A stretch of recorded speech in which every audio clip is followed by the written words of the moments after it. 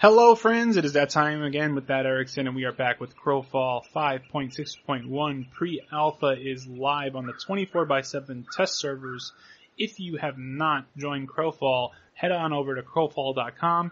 You can be a part of early access. I'm excited to start testing on the new build here. It's been a while since I made some videos, so I want to thank everyone that's been patient with me. I'm going to be a father, so that's something new. It's been taking up a lot of my time, actually getting prepared for that. And I just got a whole new PC. I got new recording equipment to increase the quality of the content, increase the quality of Crowfall, which I must say is running amazing now with my new PC. I'm very happy with that. And then, once you're ready, if you want to join in, head on over to crowfall.com, go to Join Early Access. You can see the starter packs. As you can see here now, all starter packs get 24/7 pre-alpha testing environment access. So you can jump right into the game at a patron level. It's about $49, $50 depending on your country. I don't know why it's showing in euros. But as you can see here, you get the digital copy of Crowfall. So as soon as the game comes out, you're ready to go. You're going to get immediate access to 24/7 live testing, pre-alpha testing. And you'll also be able to post in the forums, and you can upgrade, obviously, if you want to do that in the future. And then the Pioneer, it's the same thing, but you get a month of VIP, which is the optional monthly subscription. And on top of that, you're also going to get 1,000 crowns, which are the in-game currency to buy things on the store. That's not in-game just yet. Neither is the Warhorse, which is a mount. And finally, obviously, the Adventure Starter Pack, if you want to also be a part of the alpha testing. So, the version that's not out on live yet, there'll be two kind of installers. And if that's something you're interested in, really getting deep into testing, I would suggest, being a part of that as well. And here you get the same deal, immediate access, 2 months of VIP, and you're also going to get Hamlet Parcel, a Manor, a Merchant Pack Pig, and a Quarter Horse. The two at the bottom there are not in the game yet. So go ahead, guys, jump into the game. I would suggest if you're interested about it, watch these videos. If it's something that you think you're going to want to be a part of, go ahead and pledge. Just be wary that the game is not like a fully fledged game. You're basically testing a game. You're getting your foot in the door to learn something. So if that interests you and you want to be, one of the first people to play the game, get that experience, maybe meet some new people, meet some new friends, then definitely I would suggest joining early access. If you're on the fence, you want to save your money, sure, that makes sense too. There's lots of good videos, there's lots of good information. You can still register and get into the forums. You won't be in the deeper forums, but you can still post. You can follow them on all their social media. They're very active. Even J. Todd Coleman himself said on one of the live streams, if you don't want to play or you want to take a break, you can do so. That they expect that to happen because, it's pre-alpha. You're not even in beta just yet, but hopefully the game will be soft launching by the end of the year. I don't know if that's a, ambitious goal, but let's hope. But also we don't want it to come out if it's not ready. So get in there, help test, help find problems, help find bugs, and that will get us in the game even faster. So next thing we're going to do after we've purchased, you're going to download the client, and I will see you inside the game after you have downloaded the pre-alpha live testing client. Alright guys, so you've gone ahead, you've pledged, you've downloaded the client, you're in the lobby. What should you be doing? Where should you be going first? You'll probably have a lot of questions, and hopefully we can address some of those. So here you're going to just see some information about the basics of campaigns. So they have a tug of war campaign going on right now. Basically, you're going to fight over these forts and keeps, and you're going to want to move the meter towards your faction. So if your order, you're going to want it to be on your order, the order side. Chaos, you're going to want to move it to chaos, to the side of chaos. And balance, you're going to want to keep it right in the middle. And that's how you win those campaigns. Now, as of right now, the campaigns, I have a video out about campaigns and some of the things I thought about and some of the things that they've talked about. Campaigns right now, there's not really a huge benefit to winning.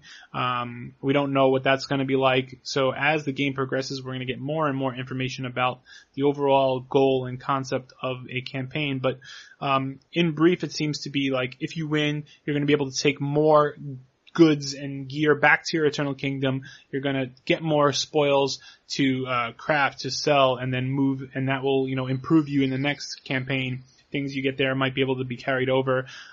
Different campaigns will have different import and export rule sets, which we'll kind of cover, but you might not be able to bring in a lot of items. You only may be able to bring them some. or more, and then, there could be a campaign for very hardcore people where you just join in with nothing, or there might be like a very lax, more casual campaign. So there's going to be lots of options that we're going to have, and the campaign system allows us to have so many different cool things that, the developers can do to give us a fun experience and tailor it to different playstyles. So the campaigns are just kind of like individual time-based battlegrounds. Think of it like that, where there's a goal and there's an objective and there's a theory, there's a plot to how you want to progress, and it's going to develop over time. There's going to be day-night cycles. There's going to be seasons like summer, winter, fall, spring seasons. And food will become more difficult to obtain in the winter. So there's so many cool things that are coming down the pipe. But for now, all we have is the basic testing and a few of these campaigns here, which you can find by going to Worlds. Now, before we jump into the Worlds, the very first thing you're going to want to do, maybe after, messing with your settings, and your hotkeys and stuff, is get into your skills. So your skills here, as you can see, everybody in the alpha testing is going to be a VIP. So, as of right now, what that means is you're going to be able to train 2 tracks per category if you have VIP. And if you were not VIP and this was launch, you would only have 1 track per category. So letting you get VIP is a big bonus, but it also doesn't make you much better than anyone else. It's just kind of like you're ahead of the game where you have more options. That's all it really does, because the reason I say that is because you can't technically train 2 things in the same track. So if I go to the primary track of combat, for example, if after I've unlocked combat basics, because I need to get 75% trained here to move into these, I can't train armor and weapons at the same time. I can only train 1 thing per category. Now, it might be a little bonus to a crafter, because they could, in theory, start training crafting and exploration, so it's good for them. But yeah, obviously there's going to be some benefits to the VIP system. We don't know if that's going to be the be all end all of how the VIP will work. A lot of things can still change. We're still pre-alpha, so voice your opinion on the forums. If you don't like something, go to the Crowfall Discord, express your, what you like, what you don't like. Participate in the, the developer streams, participate in the forums. That's why you've pledged. Don't sit idly by. You've put in money. They want to hear from you. So if you do have any opinions, make sure you express them. So yeah, once you get in, what you're going to want to do is, they also have this little gifts here that explain, browse, select, spend skill points. You're going to want to browse the category that you want. Select one of these and start accumulating points. Right now, you're going to accumulate points very fast, like 10 points every minute or something like that. It's going to fill you up super fast. That's not how it's going to become live. Right now, it's fast so that we can get people up to speed and more advanced quickly. But when the game goes live, you can rest assured it's going to be a lot slower to get these points. So use this time to figure out builds, figure out things that you want to do. There are some good images on the Discord. Somebody on Twitter posted like who's good at what. So for example, humans are better at blacksmithing. So I chose them in tandem with blacksmithing, because they get some bonuses to blacksmithing, as you can see here, which I've already trained.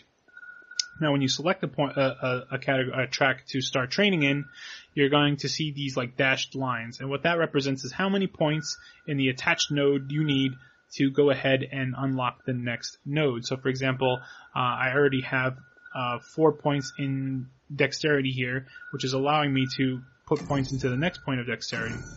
And so that's what those dashed lines represent. It allows me to see what I need to do to move down the line. And obviously you can mouse over all of these, see what you get per pip. A pip is just like a combat, the same term they use for the combat points. It's just a dot. It's arbitrary 1 through 5. So for example here with intellect, for every pip I'm getting 1 point of intellect for a total of 5 intellect. As you can see here, it has a little dot and then what you get for 5 dots. So that's pretty self-explanatory. It shows you how much points you need to put a pip into that, and what your balance will be after that. And here at the bottom, you're going to see how much you've had trained, and that's useful for like here, I wanted to go into human. I needed to have 50%, 50% of mankind to get into pureblood, which I do. So if I wanted to switch right now, I can start training pureblood, which I'll do. But yeah, that's the basics of the system. You're going to want to get your professions choices down. This is probably the one that's going to be the most important. Are you going to be a combat guy and a gatherer, or are you going to be a gatherer and a harvester? You can make those distinctions and then decide which focus you want to have. And as more patches come out, there'll be resets. Unfortunately, it's a way of life for the development cycle, but you can try new and interesting combinations, patterns. So get used to it, experiment, get in there, mess around. And then you'll also have your classes, and you're going to see that those are broken down into fighter, mage, rogue, and then those are further broken down into the actual full-out classes that we have in the game right now. And, take a look at those trees. Go to the Malachi project. I'll put a link in the description below. That is an awesome site. It's a database that explains all the skills, disciplines, and what passives and skills and points you get for taking a specific discipline. And I'll cover disciplines a little bit in the Eternal Kingdom section, but yeah, experiment, guys. Enjoy the system. So next thing we're going to do is just probably jump right into the Eternal Kingdom so that we can take a look at that, and the basic things that you're going to want to do in your first few minutes of the game and getting around, and we'll see you in there. Alright guys, before we jump into the Eternal Kingdom, I just wanted to talk about quickly what happens when you jump into a fresh campaign, and when you jump into your Eternal Kingdom as well. You're going to be able to select a race and class combo, as well as when you're joining a campaign, you're going to select your faction, your order, chaos, or balance. Now, there's a brief description about each of these, but which one you choose will lock you to that faction for the duration of this campaign. So right now in the pre-alpha, there's like 4 or 5 campaigns running, so you can kind of mess around with and experiment different ones, see who's cooler, who do you like. Maybe you're testing out a few guilds, testing out a few friends. Try to mess around. You don't have to, this isn't a finalized choice.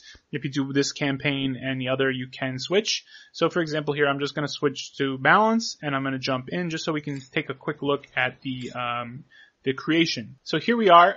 The game has changed a little. I did do a video about what is Crowfall in the beginning, and some of these things have changed. So for example, now we have a race and class system, very similar to other MMOs, where you choose a race, and that race is limited to a few options for a class. So for example here, the human can be a knight, templar, ranger, or cleric.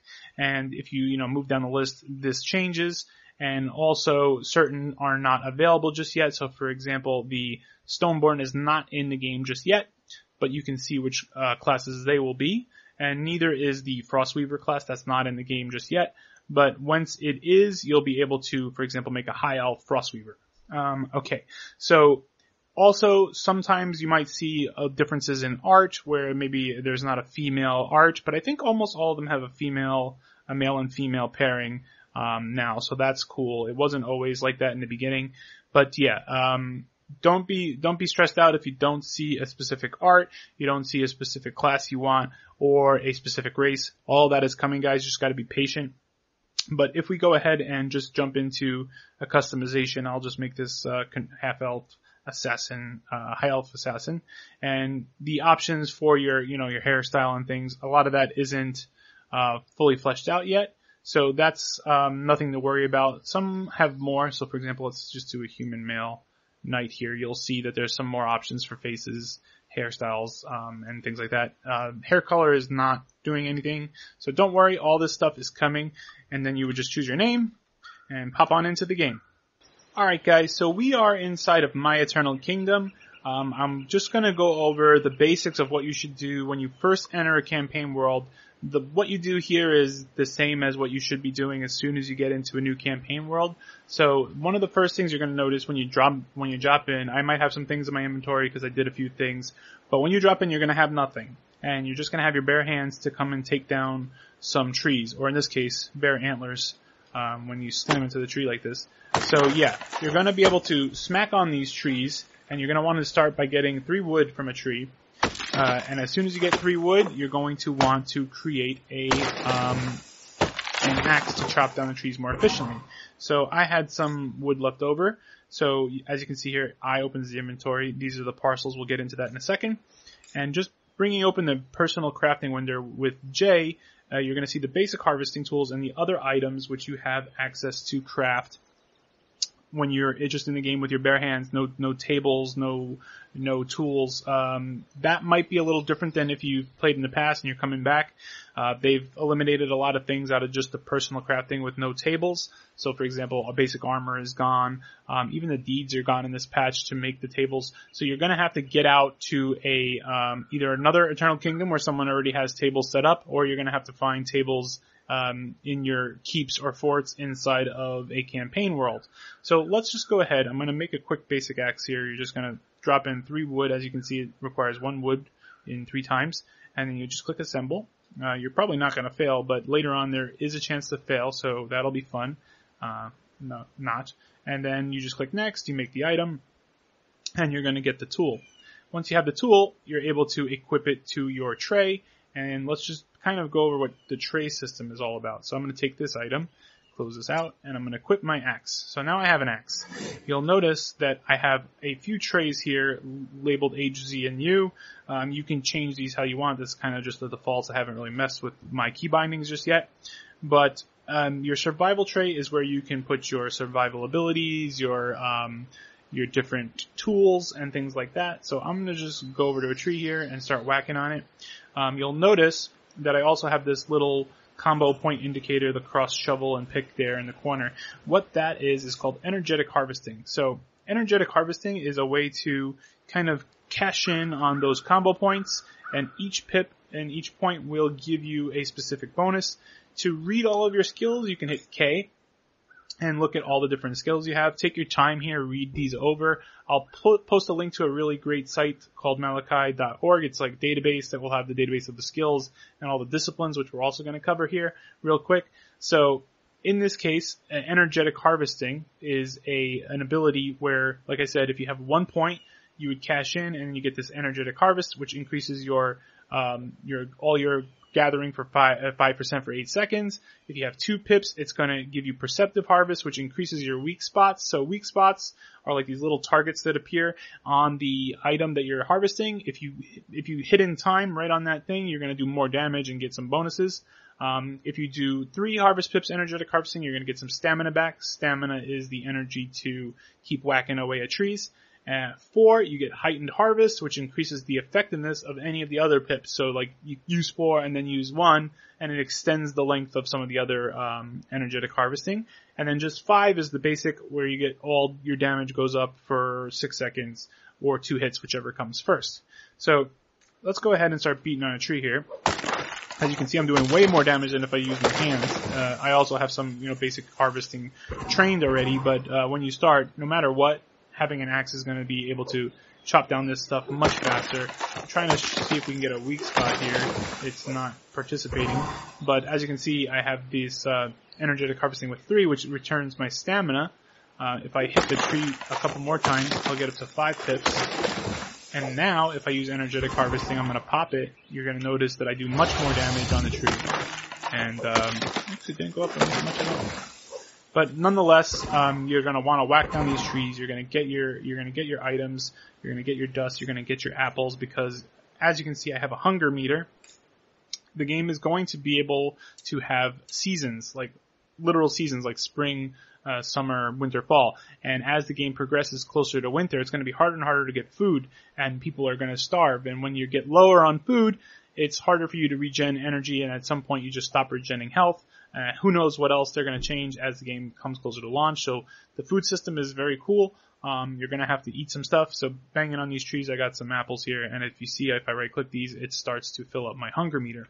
So that's the basics of what you're going to want to do when you first get in. You're going to want to get down to a tree. You're going to want to knock down a tree real quick. You're going to want to get 3 wood and make a basic harvesting axe. And then, continue smacking down trees so that you can make every one of these basic harvesting tools. After that, what I would suggest is making your basic weapon for your class. If you don't know what you're supposed to have, ask in the chat, ask in the Discord, or it might be kind of obvious. So, for example, I'm a ranger. I'm going to want to make a bow, a basic recurve bow, and that just requires 6 wood, 12 wood total. And then you would just assemble that. And once you have your items and you have your weapons on, you can switch your trays to the different combat trays. Now, for example, a ranger has 3 trays. They have a melee tray and they have a ranged tray. So if you want to shoot people, you're going to have to switch to your range tray. If you want to get into melee, you would switch to your melee tray. So depending on your class and race combo, you're going to have different trays, like an assassin has a stealth tray, etc. And if you hit K again, that brings up all your skills. You're going to see that you can take 3 passives in each tray, and they don't have to be the same. So how do you get more abilities? How do you get more passives to drag into these slots? That's a good question. Right now in testing, if you open up your crafting panel at J, you're going to be able to make these pre-alpha discipline tests. So in Crowfall, you're going to be able to carry with you, as you can see here, 2 majors, 1 mastery, and 3 minor disciplines. Now, there's a great website called the Malachi Project, malachi.org. I'll post the link in the description, which is a database where you can kind of mess around, see what disciplines you have available to you and what those disciplines offer. Because unfortunately, if you go here and, for example, if I just click Adjudicator, I don't know what that does off the top of my head. Like, I do know some of them, but you won't know exactly what it does until you go ahead and craft it. So let's just craft Adjudicator. That requires 1 ore and 2 ethereal dust, which comes out of items if you've trained in it. So it might be hard to get dust at first. So get those skill points training. I'm going to just create that. And as you can see here, I had a flawed assembly. Great. And here are the classes that can equip this: Assassin, Champion, Cleric, Knight, Myrmidon, Ranger. The bonus you get if you attach it to your class, and some of these powers that you get. So I'm going to go ahead and click Next, make this. Now this is just an example. You're going to want to, target exactly what you want to do more efficiently. Like, right now this is an inflict holy damage. I'm making like a ranger, a holy ranger. That's what's cool about the discipline system. You can literally make any combination of classes, and the class is just the basic. It's just the base of what your mind can think of, and there's so many options. So that's what's going to make this game so much more interesting. So here I am. I'm going to take that. Now I have my major discipline. I can just toss it into the major discipline slot, and I have the adjudicator. Now, if you notice, if I hit K, I'm going to have some more abilities. I'm going to have that ability that I just got. Where is it? Holy Avenger. Where'd it go? It's this one. So now I have Adjudicate, and I can drag Adjudicate onto my bar, and now I have Adjudicate on my bar. And you're going to be able to get more passives, so you can choose which passives you want to have on your bar. And then you would do the same thing with your major discipline, your mastery discipline, which is focused on the weapon, a weapon choice. So if you go to mastery, it actually says mastery here, but it's weapon here. Probably going to fix that. And you would focus on a weapon if you want. And those will also give you more specific abilities. And so you could be like a knight that wants to use axes, or a knight that wants to use daggers. So there's so many options and ways to customize your guy. Play around with the disciplines. Check the Malachi project so you can see what disciplines, what passives you want. One little passive that I like to give to everyone, especially if they're doing harvesting, if you're a miner, you want to get Demon's Pact. Demon's Pact will actually allow you to get an additional passive slot. So that's super, super awesome. So for example, here you see it says gives you passive bonus slot. So if you notice, before I had 3 passives. Now if I put on this Demon's Pact, I'm going to have the ability to take 4 passives with me. So I'll put this into my miner. I'll close this, and if you hit K, you'll notice now I have 4 little bars to do my survival, so I could technically bring all of my base passives. So yeah, that's the discipline system. I'm not going to get super in depth with that because it's so deep. There's so many. I would just suggest, take a look at Malachi Project. Take a look at the passives and abilities you get. Think of a style of character you want to play. You could be a holy archer. You could be a flame-throwing archer. You could be a cleric that likes to melee. You can do all sorts of different things with the discipline system. So take your time, decide on some things that you want to do. I'm going to go into each class probably in their own video and maybe come up with some little just sample easy builds that we can use with disciplines. But, don't stop there. Mess around. That's why we have this. That's why we have testing. Try a bunch of different builds out. What you can do while you're in your Eternal Kingdom, actually, which is why we were kind of talking about this. If you hit escape, you go to the little Eternal Kingdom symbol here. This is where you can build out your Eternal Kingdom, and I can make it public. I can enable PvP, so I can invite people to come, or I can make it public and anyone can come. And if I enable PvP, it's like almost like a place where we can test fighting. A lot of people do that. So, a lot of people will also set their Eternal Kingdoms up as a shop where you can put down your vendors and you can sell stuff. Like, that's the goal. That's the end game, with Crowfall in terms of development, where they want to go. And if I want to do stuff like bring out my woodland parcel, I can drag it out here, attach it.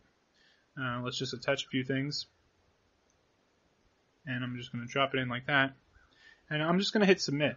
And as soon as I hit submit, you're going to notice the game has built my new Eternal Kingdom, and it's already up. And there it is. Like, I'm already created this land. And then, like I said, you have some basic beginner parcels that you can use, and you have some basic beginner buildings and walls and things like that. And you can get more into depth onto placing those buildings. So if we move a little further here, and you open your inventory, you'll be able to click a few of these parcels and drop them down onto your map. So you want to put down your house, for example. Oh, I don't have a part token. But basically, it's just a drag and drop. You can rotate. There's keybinds for that, and however you want to set up your location. Mess around with the EKs. It's a very cool system. It's so deep that I'll probably just do a video on its own, but just know you can customize your land, you can customize your buildings, you can drop vendors, you can drop your houses, you can drop crafting tables when you can make them, and just kind of have this as like your home base, your town. And things you do here, you can drop it into your spirit bank. Your spirit bank, which is B, is where you can throw in things. And then in the other campaigns for now, you're able to take those items out. And obviously these aren't going to be so important because they're mostly for Eternal Kingdoms, but like, you come here, you craft something, throw it in your bank, and then give it to your main on a different campaign world. But just remember, you're going to have a little import and export item in the corner here that limits how many times you can import and export stuff out of your bank. And I'll just kind of go over that briefly in the campaign portion of the video.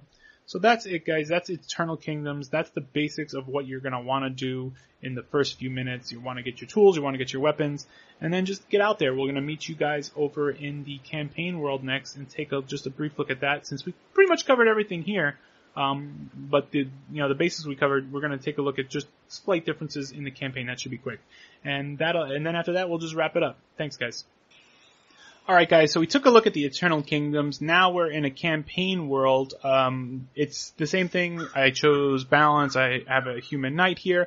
And as you can see, you're gonna see the campaign state, this meter in the middle of the map, which signifies who's in control of the campaign as of right now. And that meter will move towards the chaos symbol on the left. Balance wants to stay in the yellow meter in the middle, and order wants to go towards the right. You'll also notice that you will see your little sigil with the symbol of your faction that you chose. So in this case, I am balance.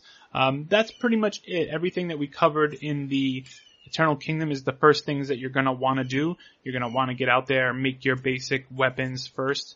As quick as possible. You're going to want to get those basic weapons made, and you're going to want to make all your basic tools.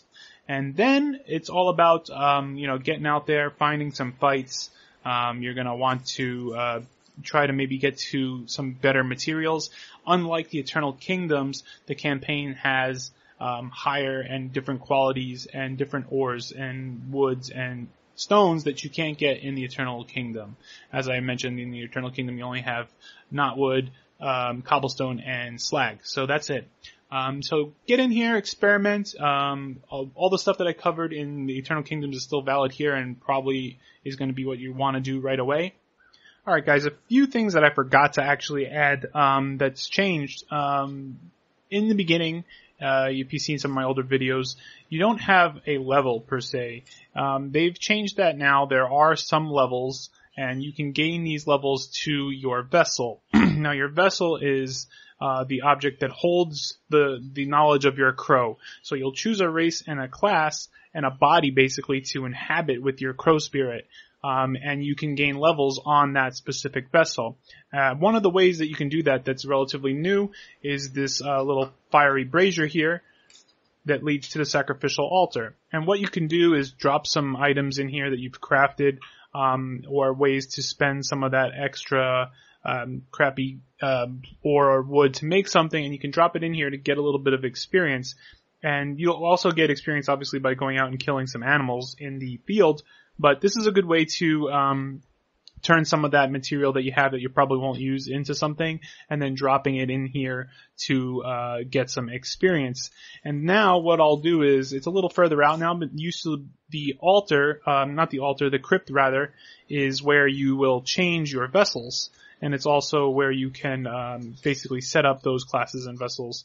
I'm going to head out there because it's actually not here in the campaign. It's out in front of the beachhead. So just give me a second here, and I'll jump into that.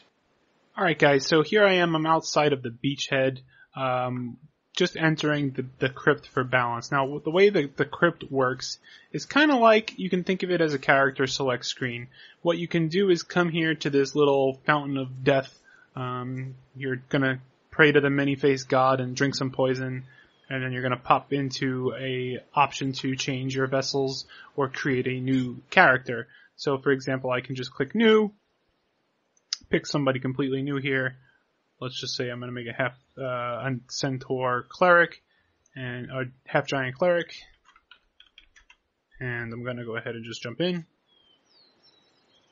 and boom. So now I am switched. And as you can see, if I had some levels, I'm going to do it one more time. If I had some levels on my other character, they would show up here and you would switch between them. So here you can see what you had equipped to that specific vessel or avatar. You'll also, these are just the base vessels. So there's no extra stats on them. It's just the base stats of the race. Necromancers are going to be able to craft vessels which you can inhabit. It's like a better body, and the body will have more stats to it. So this is how you switch between your classes, or if you want to try a different class, go ahead, come here to the crypt, drink the poison, make your new guy, switch between them, and you won't lose that progress on each. You'll start a new progress, but you won't lose progress on the other. You'll also have a little chest here that you can put some local bank items in addition to your spirit bank. So that's it, guys. I just wanted to show you quickly the crypt and how that works, and kind of explain vessels. That's a very base level. As we get more and deeper into the game, I'm going to definitely cover all the crafting professions and what they can do. Okay, so there you go. And we'll see you in the next part. One thing that you can do is switch between the different chat rooms by hitting tab to go to the tabs of the specific chats if you want. So you want to try to maybe jump into a group with your faction, try to find a group like that, go ahead and start chatting it up there. Remember that you have your spirit bank, and if you hit B to bring up your spirit bank, you're going to notice that you have a specific amount of exports and imports, things that you can bring in or out of a campaign. So for example, I'm going to bring this runestone hammer into my inventory just to show you. You'll notice here, I grab that, and my imports have gone down to 99. So I only have 100 imports in this campaign. These are things that they're going to tweak and balance, and that will change the style of the campaign. So if it's like super hardcore, maybe you can't import anything. Or maybe if it's very lenient, you can import 40, 50 things. And, the spirit bank, that might change too. As of right now, in the pre-alpha for testing purposes, you can dump things out into your spirit bank, but just be careful of your exports and imports number. You're not going to be, you don't want to just be grabbing one little thing at a time. You might, handicap yourself for pulling out items from your spirit bank. And that's basically it, guys. This is the campaign system. The map is the same. I haven't uncovered it because I just joined into this new one just to show you. But yeah, get in there, start experimenting, make your race class combos, start picking out some good disciplines which we'll cover on its own, and then that's it. Get out there and fight, and I hope you enjoy Crowfall. So that's it, guys. We've covered pretty much everything. We've covered how to get into the game, the UI, the skills. We've covered the Eternal Kingdoms and the things you should be doing in your first few minutes into the game. So I really hope you all go out, pick up Crowfall. If money is tight, wait on it if you want. The game will still be here. It's one of the highest crowdfunded MMOs ever. So, we're not going anywhere. It's going to be big. Take your time Just remember, like I said, it's not a fully fleshed out game. There'll be days where you won't run into people. It'll be slow. But then there'll be days that it's super big. And even J. Todd Coleman himself said this in one of the videos, like, if you don't want to play, don't play. Come back when you want to come back. A new patch comes out, you want to try it. But if you really want to help and you really want to learn the game, help test, get in there and do all sorts of things. And I really hope to see you guys inside the game. If you like this video, be sure to like and subscribe. Make sure you check out the Twitch stream. I'm going to be trying to stream a few days a week. Right now, it's kind of up in the air because it's not as exciting. There's not a lot going on, so it's not super exciting for you to watch. But we're definitely going to stream more and more as the game gets closer to launch, and you can rest assured we'll be doing a lot of content on the channel here. So until next time, guys, this is That Erickson. Take care, friends.